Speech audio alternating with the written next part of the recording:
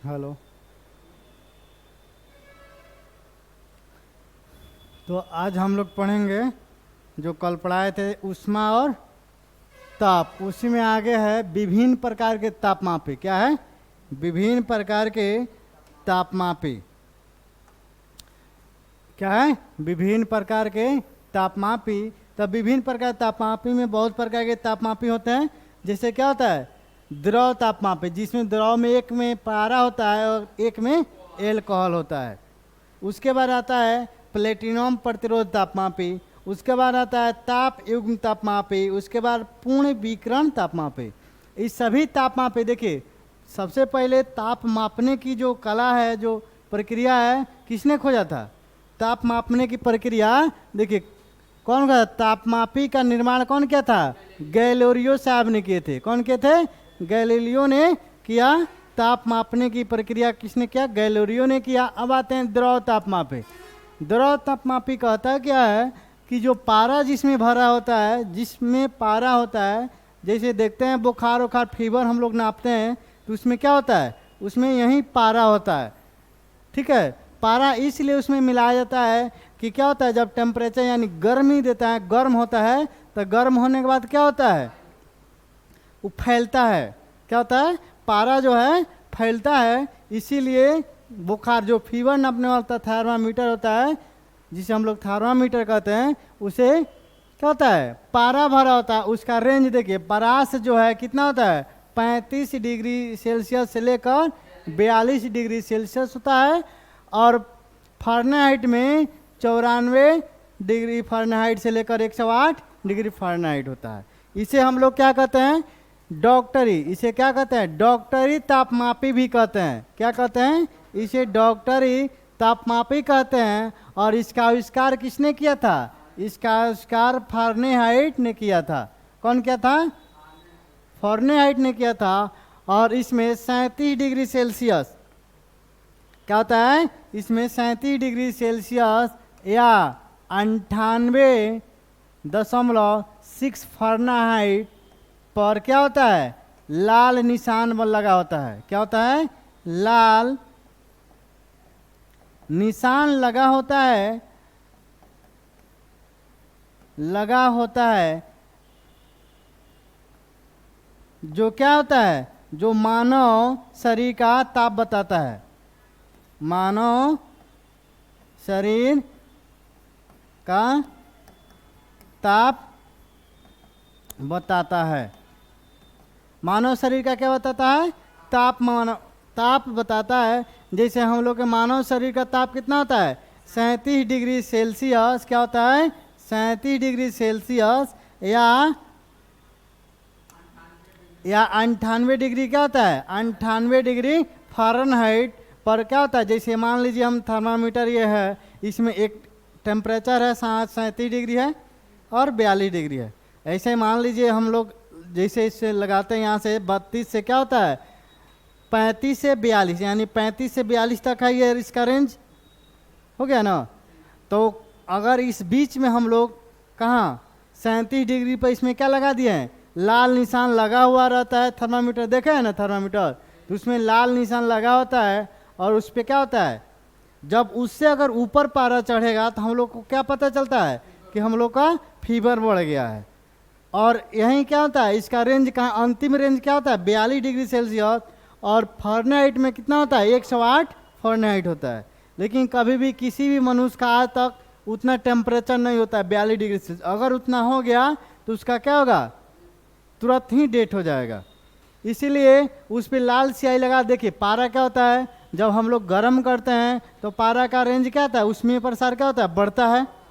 ठीक है। तो इसीलिए पारा का उसमें प्रसार किससे? जल से अधिक होता है। पारा का उसमें प्रसार जल से अधिक होता है। ठीक है। और इसे डॉक्टरी तापमापी कहते हैं। क्या कहते हैं? डॉक्टरी तापमापी। क्वेश्चन पूछता है कि डॉक्टरी तापमापी किसे कहते हैं? ये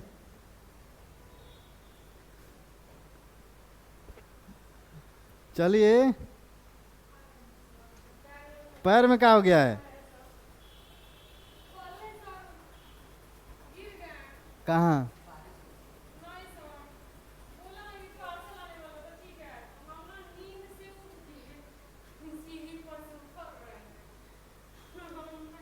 ठीक है, तो दिन में भी नींद आ रही है। आदमी हो एगो सोचा जाता है कि रात में आदमी नींद में चलता है, तो दिन में नींद में चलने की बीमारी कहाँ से आ गया है?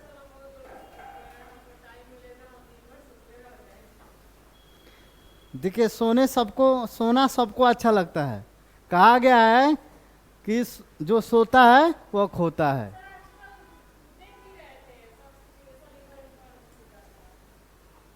चलिए, सिचुएशन तो आते रहेगा, आप लोग अपने लक्ष्य की ओर ध्यान दीजिए। लक्ष्य बहुत नज़दीक है। ठीक है, तो इस पारा को क्या कहा गया? इसे था क्या होता है? पायरोमीटर को क्या गया है? डॉक्टरी तापमापी कहा जाता है। ठीक है, क्वेश्चन पूछता है कि डॉक्टरी तापमापी का रेंज यानी परास कितना होता है? तो कितना होता है? 35 से 42 डिग्री सेल्सियस, या दे देगा फारेनहाइट में 94 से 108। ठीक है, कहीं कहीं क्या करता है, यहाँ 95 से 110 दे देता है, और यहाँ क्या करता है? 35 से 43 देता है। ठीक है, जो रहेगा वो आप लोग बनाइएगा। ठीक है, उसके बाद आते हैं एल्कोहल। एल्कोहल, जिस द्रव तापमापी में एल्कोहल मिलाया जाता है उसका रेंज कितना होता है? -150 -150 डिग्री सेल्सियस से लेकर कितना? 350 डिग्री सेल्सियस होता है। और यह इसका उपयोग क्या होता है? इस पैरामीटर के बाद इसका उपयोग किया जाता है। और इसका उपयोग कहाँ किया जाता है? तो ठंडी प्रदेशों में किया जाता है। क्या कहाँ किया जाता है? ठंडी प्रदेशों में इसका उपयोग किया जाता है। ठीक है, उसके बाद आते हैं प्लेटिनियम प्रतिरोध तापमापी। देखिए, प्लेटिनियम प्रतिरोध तापमापी का रेंज पूछता है, कहता है कि इसका रेंज कितना होता है? तो कितना होता है? -200 डिग्री सेल्सियस से 1200 डिग्री सेल्सियस होता है। ठीक है, यह प्रतिरोध गुणांक पर काम करता है। उसके बाद आते हैं ताप युग्म तापमापी। क्या है? ताप युग्म तापमापी। इसका रेंज कितना होता है? -200 डिग्री सेल्सियस से 1600 डिग्री सेल्सियस। कितना होता है? -200 डिग्री सेल्सियस से 1600 डिग्री सेल्सियस। और यह किस पे निर्भर होता है? सीबेक प्रभाव पर काम करता है।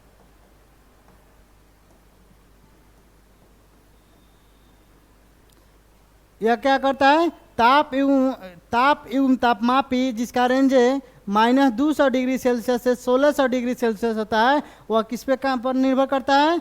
यह सीबेक प्रभाव पर काम करता है। सीबेक प्रभाव का आप लोग जानते हैं?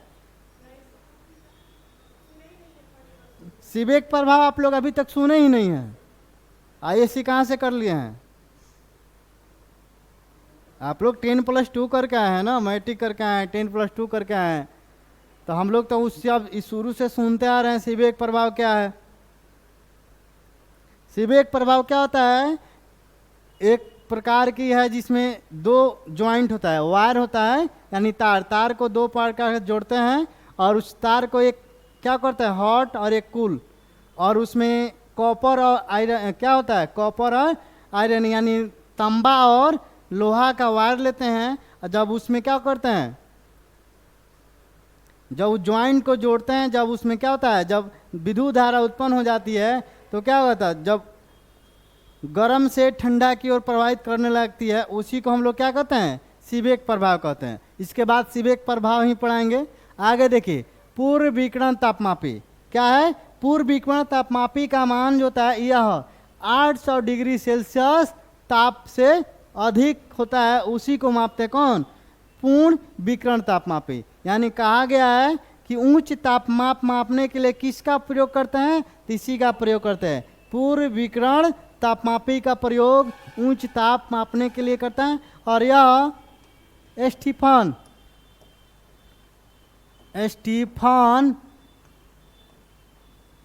के नियम पर काम करता है। स्टीफन के नियम बताए थे ना, E = T⁴। उसी के नियम पर कौन? पूर्ण विकिरण तापमापी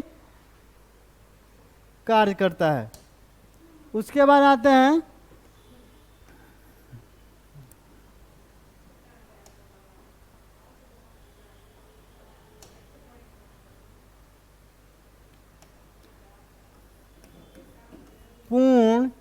विकिरण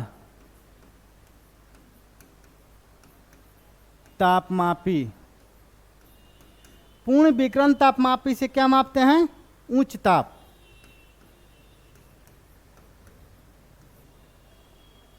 पूर्ण विकिरण तापमापी से उच्च ताप मापते हैं। और क्रायोजेनिक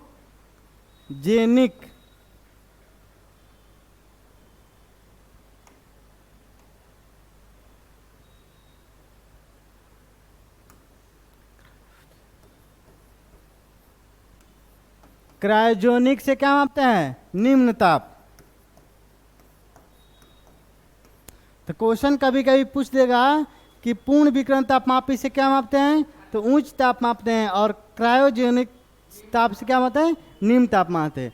और यह पूर्ण विकिरण ताप कहता है कि सूर्य के सतह पर जो टेम्परेचर मापता है, कौन मापता है? यही मापता है, पूर्ण विकिरण तापमापी। इसी को पायरोमीटर कहा गया है।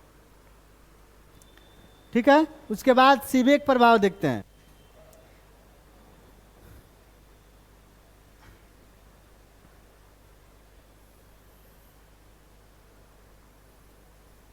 मान लीजिए दोनों का ज्वाइंट हो गया। ये क्या है? सीबेक प्रभाव।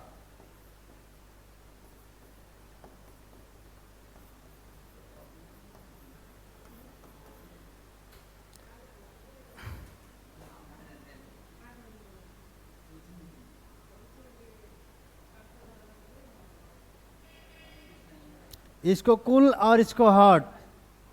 देखिए यहाँ पे, देखिए इसको हॉट मान लिए यानी प्लस, और इसको कुल यानी माइनस मान लिए। ठीक है, जब इसमें प्रभाव जब होगा तो ये कहाँ जाता है? ये कॉपर हो गया। और ये आपको क्या हो गया? आयरन। क्या हो गया? आयरन हो गया। जब इसमें क्या कहता है? इसका सीबेक प्रभाव कहता है कि जब दो अलग अलग प्रकार के वायर लेते हैं, ठीक है, और किसी ज्वाइंट पर उसको जोड़ देते हैं। ठीक है, जब ज्वाइंट पर जोड़ते हैं तो उसमें क्या होता है? विद्युत धारा उत्पन्न होती है। और ये क्या है? ऐसे ऐसे घूमने लगता है, तो इसमें विद्युत धारा उत्पन्न हो जाती है। ठीक है, यही सीबेक प्रभाव कहलाता है। जब वायर को ज्वाइंट से जोड़ते हैं, उसमें जब इलेक्ट्रिक करंट जब प्रभावित होने लगे तो वह क्या है? सीबेक प्रभाव है। लिखिए,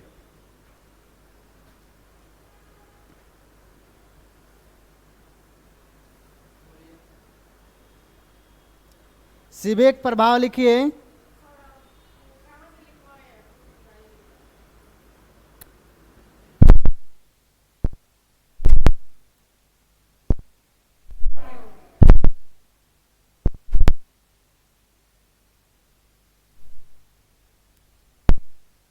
कल का क्लास यूट्यूब पे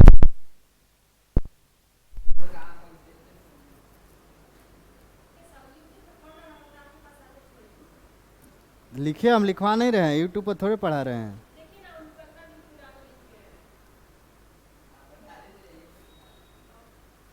चलिए लिखिए, सीबेक प्रभाव लिखिए। जब दो अलग अलग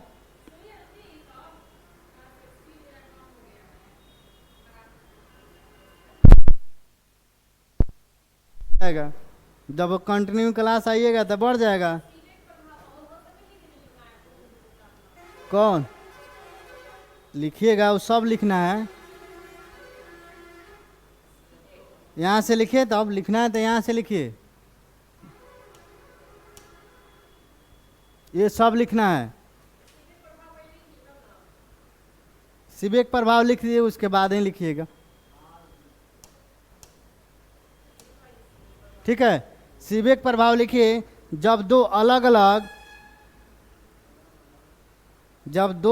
अलग धातुओं के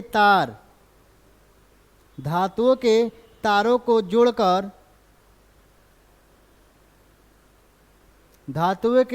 को जोड़कर एक बंद परिपथ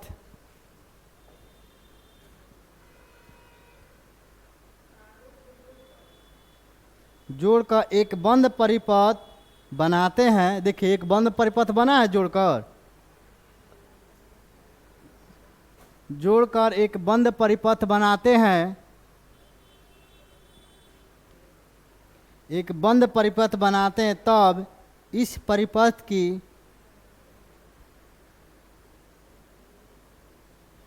तब इस बंद परिपथ की संधियों को, यानी ज्वाइंट को, ये ज्वाइंट है, इस ज्वाइंट को अलग अलग इस ज्वाइंट को अलग अलग ताप पर रखते हैं, इस ज्वाइंट को अलग अलग ताप पर रखते हैं,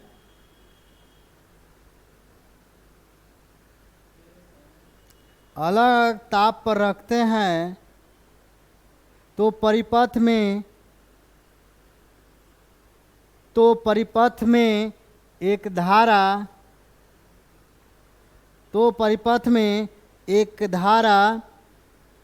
बहने लगती है, तो परिपथ में एक धारा बहने लगती है,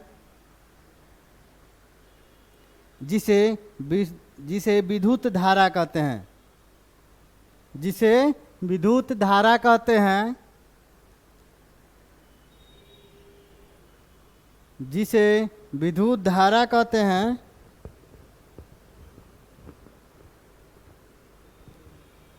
जिसे विद्युत धारा कहते हैं। हो गया। इस प्रभाव को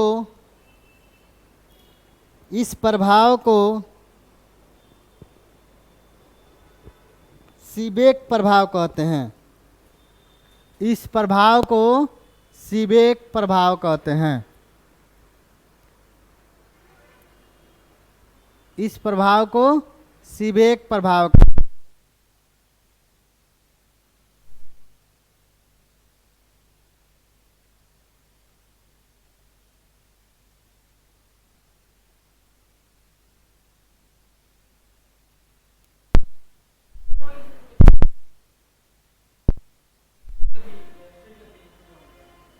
कब एग्जाम डेट चला गया?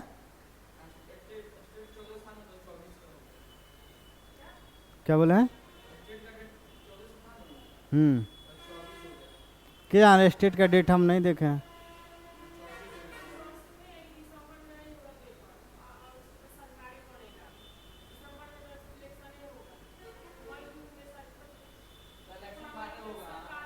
इलेक्शन बाद सभी एग्जाम चालू हो जाएगी। देखिए वो सरकार अलग है, जो आयोग जो अपना काम करता है, आयोग अपना काम करेगा। सरकार बनेगा तो पार्टी बना लेगा आपका, कोई भी सरकार होगा, आयोग जो है वही ना आयोग आपका एग्जाम लेता है, सरकार थोड़े एग्जाम लेती है। जो आयोग है वो एग्जाम लेता है। दिमाग विचलित मत कीजिए, एकदम यही समय है, यही ऑफर है आप लोग के पास। अच्छा से ध्यान कॉन्सेंट्रेट करके एकाग्रता में आप लोग पढ़ाई कीजिए ताकि जॉब इस बार प्राप्त हो सके। इसके बाद बहाली जितना आई है अभी वर्तमान स्थिति में, इसके बाद संभवतः नहीं आएगी, फिर उसमें कहीं ना कहीं लेट होगा। इसलिए जो आ गया है उस पर ध्यान देकर पढ़िए और इस बार जॉब प्राप्त कीजिए। ठीक है, इसमें ही छठ, दिवाली या 10 और इलेक्शन बाद सभी एग्जाम, जो भी पेंडिंग एग्जाम है, सभी एग्जाम चालू हो जाएगा। आपको हर महीना में एग्जाम होगा।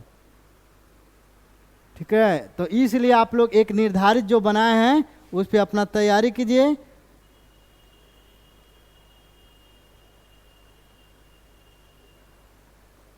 चलिए हम लोग आगे देखते हैं। घनत्व कौन? तो अभी उड़ाए नहीं है, सब है, लिख लीजिएगा। ठीक है, लिखना है।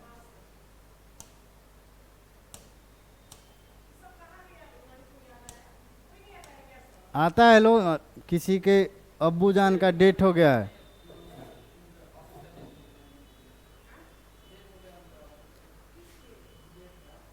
देखिए हाई लिखिएगा तो लिख लीजिए, सुनिए ना, सुनो, हाई लिख लेना है लो बाद में। ठीक है, अभी आगे पढ़िए लो। देखिए कहा जाता है घनत्व, ताप बढ़ने पर क्या होता है? कौन? मिटाया नहीं है, सब ऐड किया गया है। अरे पढ़ा लेते हैं, उसके बाद लिखवाएंगे लास्ट में, पढ़ तो लीजिए पहले। तो हेडिंग से क्या दिक्कत है, हम फिर वहीं ला देंगे, फिर पढ़ लिख दिए बाद में 10 मिनट में। ठीक है, देखिए आगे कह रहा है कि घनत्व, यानी ताप बढ़ाने पर क्या होता है, आयतन बढ़ता है, तो घनत्व क्या होता है, घटता है। ताप बढ़ाएंगे, अगर मान लीजिए घनत्व का मतलब आप लोग क्या समझते हैं, घनत्व का मतलब क्या समझते हैं बताइए। अरे सटा सटा हो, सटा सटा रहेगा तो क्या होगा, घनत्व है उसका, और जब गर्म करेंगे तो हटेगा ना, दूर दूर भागेगा, तो जब दूर भागेगा तो उसके बीच के घनत्व क्या होगा, कम ही ना होगा। तो क्या किए, जब उसमें टेम्परेचर दिए तो क्या हुआ, अरे टेम्परेचर दिए तो उसका क्या हुआ, घनत्व जो उसमें आयतन में प्रसार हुआ ना, आयतन बढ़ गया, और घनत्व क्या हुआ, घनत्व घट गया। तो वही बात है यहाँ पे, देखिए दो कंडीशन होता है, कंडीशन दो होता है। मान लीजिए इसमें घनत्व एकदम सटा सटा हुआ है कि नहीं, और इसको गर्म करते हैं, गर्म करते हैं तो इसमें क्या हो जाएगा,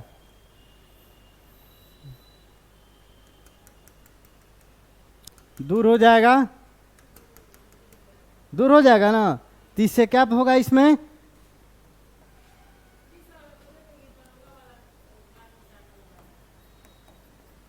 द्रव नहीं होगा आज से,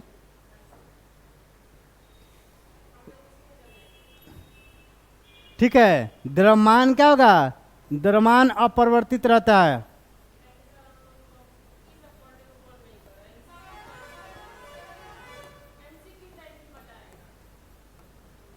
द्रव्यमान क्या होता है, अपरिवर्तित रहता है। ये यानी इसमें क्या होगा, इसका द्रव्यमान में कोई वजन जो है उसमें कोई फर्क पड़ेगा, कोई फर्क नहीं पड़ेगा। और ये इसका क्या होगा, हो जाएगा, घनत्व घटेगा,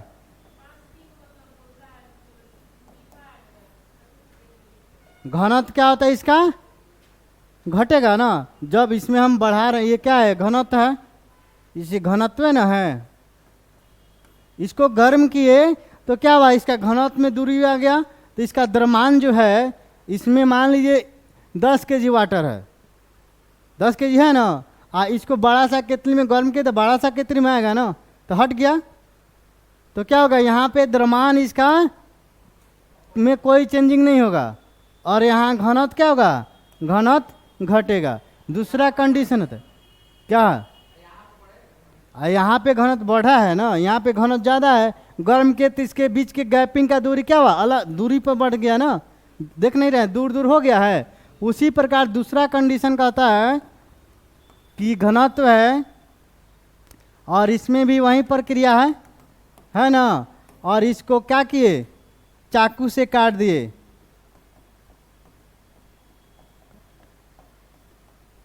चाकू से काटने पर एक हो जाएगा, ऐसे हो गया, और दूसरा भी हो गया ऐसे। तो इसमें क्या होगा, इसमें घनत्व थोड़े घटा है, घनत्व तो उतना ही है, बीच में खाली अलग अलग कर दिए हैं, तो इसका क्या हो जाएगा, घनत्व अपरिवर्तित रहेगा,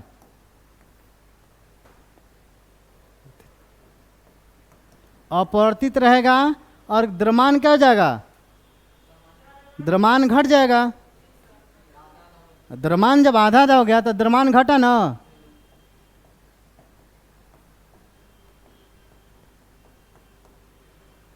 यहां तक समझ में आ गया। अब फिर आगे चलते हैं, कहता क्या है कि ताप बढ़ाने पर, क्या कहता है, ताप बढ़ाने पर आयतन बढ़ता है और घनत्व घटता है। कहता है कि ताप बढ़ाने पर आयतन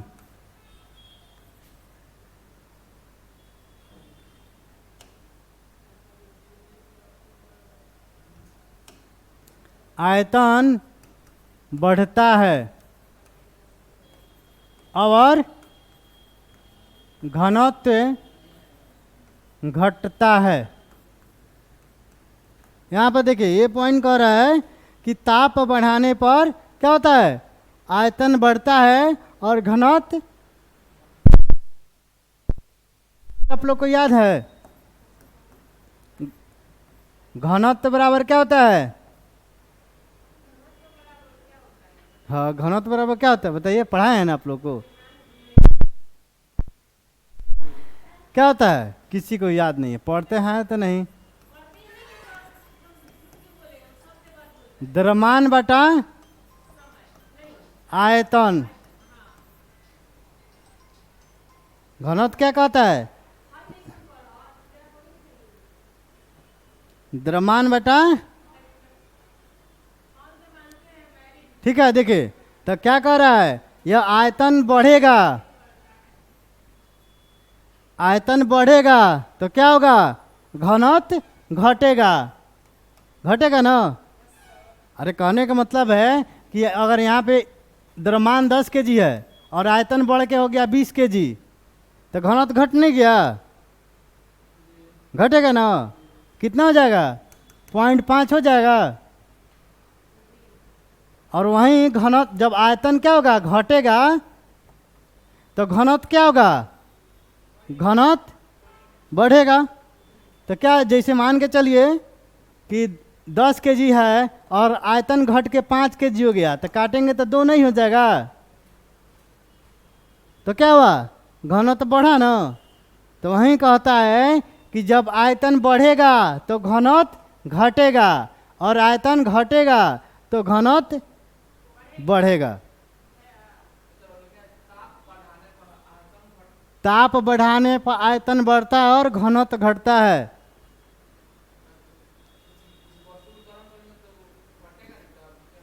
क्या आयतन नहीं बढ़ता है? ठोस है, बर्फ को हम गर्म करेंगे तो क्या होगा, आयतन नहीं बढ़ेगा उसका। बर्फ को अगर गर्म करते हैं, क्या पानी तो वाष्प बन के उड़ जाएगा ना, गैस हो जाएगा। तो हर कंडीशन में हर चीज थोड़ा लागू होता है, ठीक है। तो जहाँ बर्फ को हम लोग गर्म करते हैं क्या होगा, नहीं, ताप बढ़ाने पर आयतन बढ़ता है और घनत्व घटता है, इतना याद रखिएगा, ठीक है। अब कुछ कुछ अपवाद होता है तो अपवाद थोड़े लेके चला जाता है। देखिए अब यहाँ पे घनत्व समझ में आ गया कि आयतन बढ़ेगा तो घनत्व घटेगा और आयतन घटेगा तो घनत्व बढ़ेगा, ठीक है। अब आते हैं, इसके बाद हम लोग पढ़ेंगे क्या, ऊष्मा का संचरण। तो ऊष्मा का संचरण कितने प्रकार के होते हैं? ऊष्मा का संचरण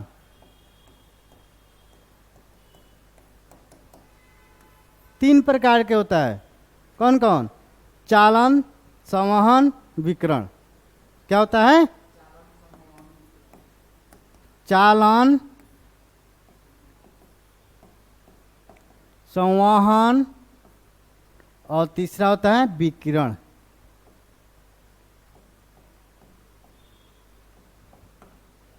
समझ में आया? देखिए अब आगे इसके बारे में लिखते हैं। जैसे मान लीजिए ये कोई रड है,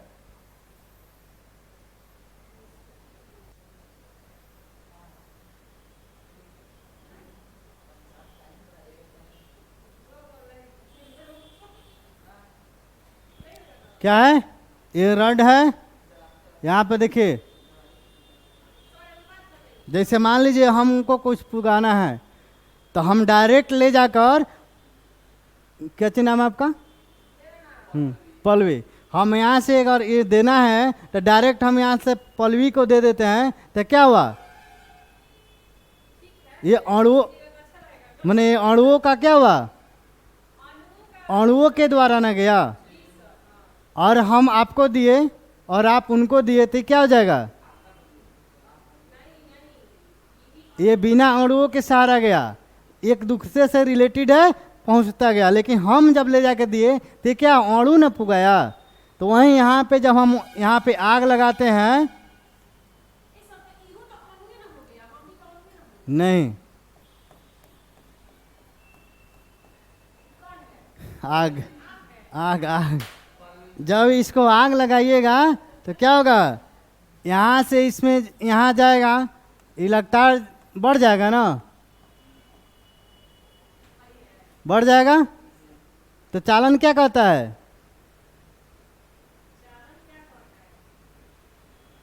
कि जो गति होती है, जो ऊष्मा संचरण होता है, उसे चालन कहते हैं। ठीक है, इसको मिटा दें, इसको मिटाने से कोई फर्क नहीं पड़ेगा। ई हो गया चालन, क्या हो गया, चालन। ई हो गया संवहन, ये क्या हो गया, संवहन हो गया। ये पानी है सब।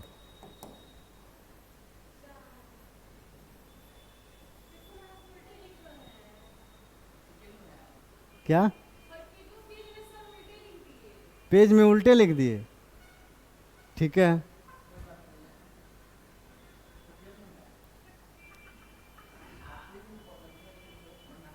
यहाँ पे देखिए, अब मान लीजिए यहाँ पे आग दे रहे हैं, तो इसमें क्या होगा, पानी का बुलबुला उठता है ना, तब पानी का बुलबुला उठते उठते कहाँ आता है, यहाँ पे आता है। तो कहाँ हुआ, एक माध्यम हुआ ना, ये क्या है, एक माध्यम हुआ, एक दूसरे का एक माध्यम से, यानी अणुओं के माध्यम से क्या होता है, जब ऊष्मा संचरण करे तो क्या कहलाएगा, संवहन कहलाएगा। ठीक है, जैसे हम लोग चाय पीते हैं, चाय पीते हैं ना, स्टील के बर्तन में चाय पिए हैं और मिट्टी के बर्तन में, मिट्टी के बर्तन में चाय पिए हैं और स्टील के बर्तन में चाय पिए, दोनों में अंतर बताइएगा, क्या अंतर है।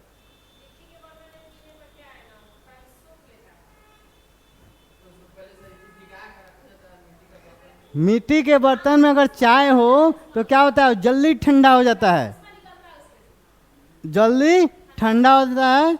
क्यों, ऊष्मा उसमें संचरण जल्दी से होता है, और कितली में ऊष्मा का संचरण जल्दी नहीं होता, इसलिए ये क्या होता है, गर्म रहता है। ठीक है, इसीलिए स्टील के बर्तन से चाय पीना, स्टील के माने कप से चाय पीना आरामदायक होता है, मिट्टी के कप से चाय पीना। ठीक है, कितना टाइम हो गया,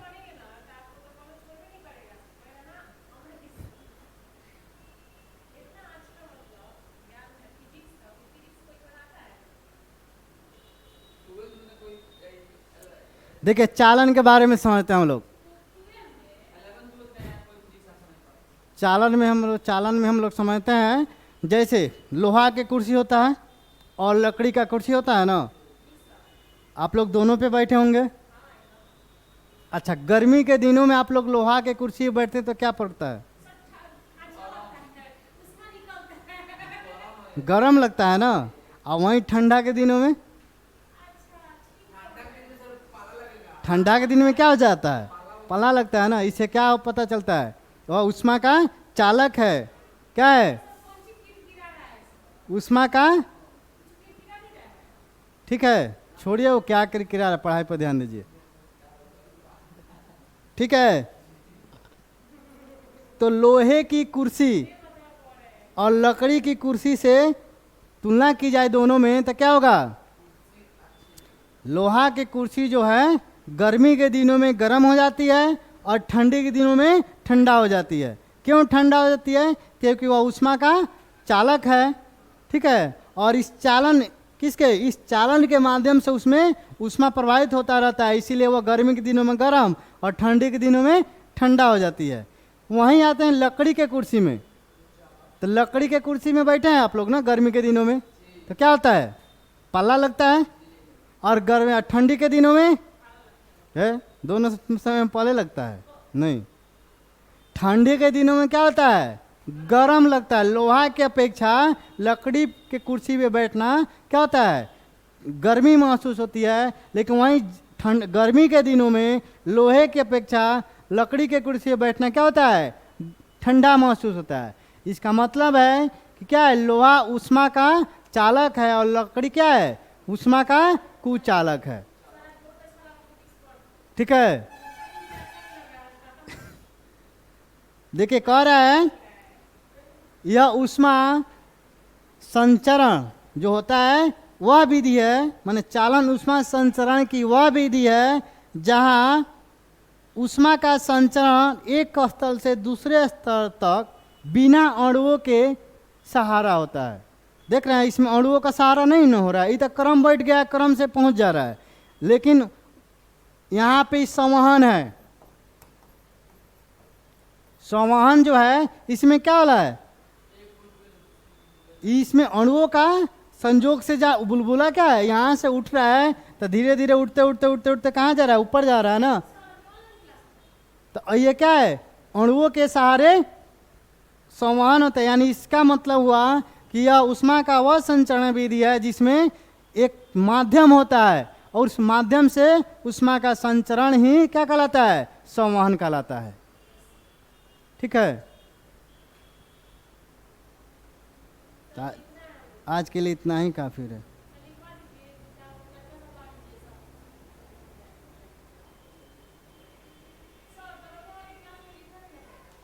क्या दरोगा में नहीं लिखना है?